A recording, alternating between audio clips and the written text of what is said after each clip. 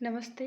राजस्थान विश्वविद्यालय के सामान्य हिंदी जो सब विषय है उसके अंदर एक रेखा चित्र लग रखा है नीलू, जो कि महादेवी वर्मा का है।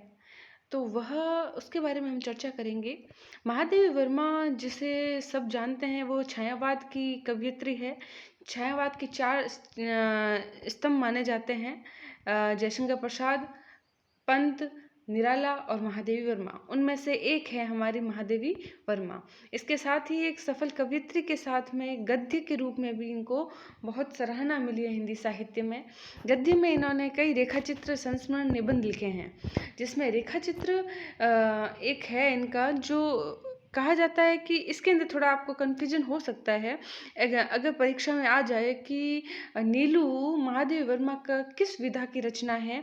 तो संस्मरण और रेखा चित्र में कंफ्यूज नहीं होना है, आप दोनों ही लिख सकते हैं कि यह संस्मरणात्मक रेखा चित्र है।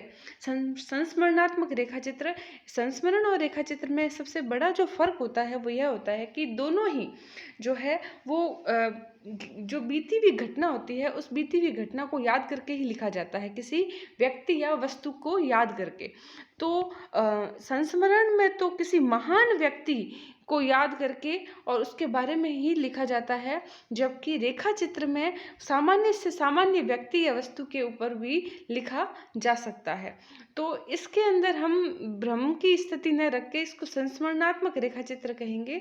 इस संस्मरणात्मक रेखा चित्र को हम देखते हैं कि ये जो नीलू रेखा चित्र है, ये नीलू रेखा चित्र महादेवी वर्मा द्वारा लिखा गया मेरा परिवार नामक एक रेखा चित्र का संग्रह है। इसके अंदर कई रेखा चित्र जो है वो समाहित किए गए हैं। जैसे उनके नाम क्या क्या है, इस मेरा परिवार के अंदर आता है नीलकंठ मोर, गीलू जो नाम है गिलहरी का, सोना एक हिरण का नाम है, दुर्मुख एक खरगोश का नाम है, गौरा गाय है, नीलू कुत्ता जो कि आपके सिलेबस में है, निक्की नेवला है, रोजी कुतिया है और रानी एक घोड़ी का नाम है। इन सभी के बारे में जो है, जो कि मनुष्य नहीं होकर मनुष्यतर अर्थात मनुष्य से इतर जो भी प्राणी हैं उनका चित्रण इस संग्रह में किया गया है। हम देखते हैं कि इस मेरा परिवार में मानवेतर प्राणियों की कथा को आधार बनाकर इस रचना को लिखा गया है। मानवेतर प्राणियों के साथ महादेवी वर्मा प्रेम और करुणा और आत्मीयता का भाव इनमें दृष्टिगोचर होता है। इस रचना में, इस संस्मरण में महादेवी वर्मा ने जीव जंतु पशु पक्षियों के इतने सुंदर पलों का उभारा है जिससे पाठक शुरू से अंत तक जुड़ा हुआ महसूस करता है। पाठक मतलब जो हम पढ़ रहे हैं, जब हम इस रचनाओं को पढ़ते हैं तो ऐसे लगता है कि हम शुरू से लेकर अंत तक इस रचना से जुड़े हुए हैं और ये घटना हमारे सामने ही घटित हो रही है, अर्थात चित्र सा बनता है। तभी तो इसे कहता है रेखा चित्र। ठीक है। इस संस्मरण में महादेवी वर्मा ने उन सभी जीव जंतुओं और पशु पक्षियों को यादों को उबारा है। किनको उबारा है? जिनसे महादेवी वर्मा ने अपने जीवन में कुछ न कुछ सीखा है, वो कुछ न कुछ समय तक उनके साथ ही बने रहे। तो उनमें ये रेखा चित्र जो आपको नाम मैंने बताया ये तो है ही, अर्थात इसमें प्रत्येक मानवेतर प्राणी की अपनी अलग अलग विशेषता, रंग और लक्षण इस रचना में हमें दिखाई देते हैं कि जितने भी इन जानवरों के, इन मनुष्यतर जो जीव जंतु है, ये जीव जंतुओं के बारे में महादेवी वर्मा ने प्रस्तुत किया है, उसका चित्रण ही हम इन रेखा चित्र में देखते हैं और पढ़ के ऐसा महसूस करते हैं कि यह घटना जो है वो हमारे सामने ही घटित हो रही है। अब जैसे नीलू है, तो नीलू जो रेखा चित्र है उसके अंदर ये नीलू नामक एक कुत्ता है और उसकी माँ का नाम है लूसी। इन दोनों के क्रियाकलापों का चित्रण इसके अंदर किया गया है। नीलू के आकर्षक स्वभाव, स्वाभिमानी प्रवृत्ति, स्वामी के प्रति जो निष्ठा है, अर्थात महादेवी वर्मा के प्रति जो निष्ठा है, उसका चित्रण देखते हैं। नीलू की माँ लूसी जो है वो एक अल्सेशियन प्रजाति की कुतिया थी। उसका जो शरीर था वो बहुत सुंदर और आकर्षक था। वो उत्तरायण के लोगों के साथ, उत्तरायण में हम देखते हैं बर्फीला स्थान होता है, तो ये जो कुत्ते होते हैं अल्सेशियन कुत्ते, वहाँ पे आसानी से सर्वाइव कर जाते हैं, है ना।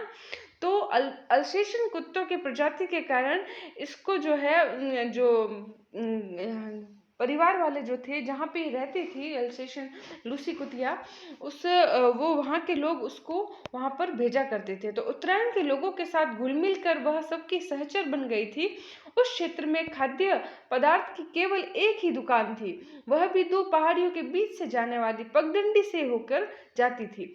शीतकाल में यह रास्ता बर्फ से जम जाता था। ऐसे समय में लोग दुकान से कुछ भी मंगाने के लिए लूसी के गले में कपड़े के सामान की पर्ची और रुपया बांध कर छोड़ देते थे। लूसी बर्फ को चीरती हुई दुकान तक पहुंचती और दुकानदार पर्ची रुपया लेकर मंगाए गए सामान को फिर से लूसी के गले में बांध देते थे। उसी दौरान लूसी का संपर्क एक भूटिया कुत्ते से होता है। एक भूटिया प्रजाति का कुत्ता था, उससे होता है, और लूसी के उससे दो बच्चे होते हैं।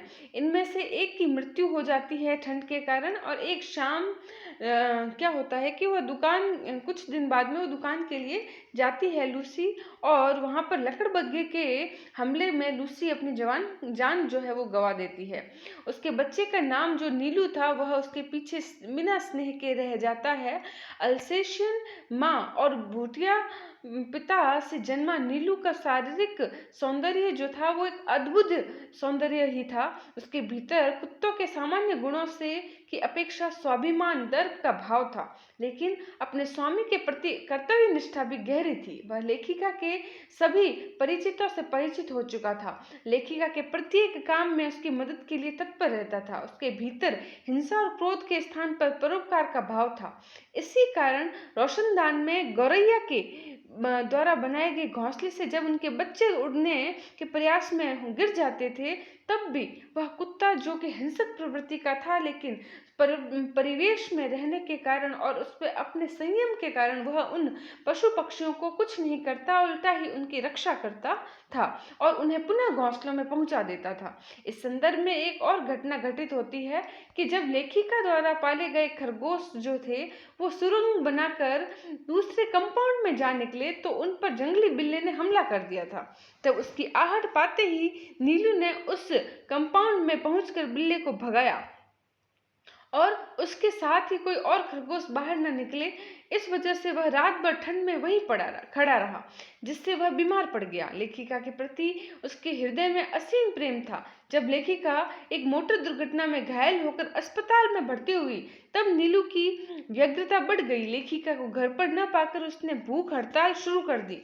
विवश होकर वह अस्पताल जाने लगा। लेखिका को देखकर वह संतुष्ट हो पाता था। इसके बाद हर दूसरे दिन उसका अस्पताल जाकर लेखिका को मिलना और रूटीन के साथ देखना, यह लेखिका के उसके जुड़ाव की एक बहुत बड़ी घटना साबित हुई। 14 वर्षों तक की आयु तक वह जो नीलू था, वह नीलू लेखिका से इतना जुड़ चुका था कि उसने लेखिका के मन और हृदय को जीत लिया था। और हम देखते हैं कि जब वह खरगोश के बच्चों को बचाने के लिए रात भर वह रहता है बाहर ठिठुरन में, तो वह बीमार पड़ जाता है और निमोनिया से उसकी मृत्यु हो जाती है।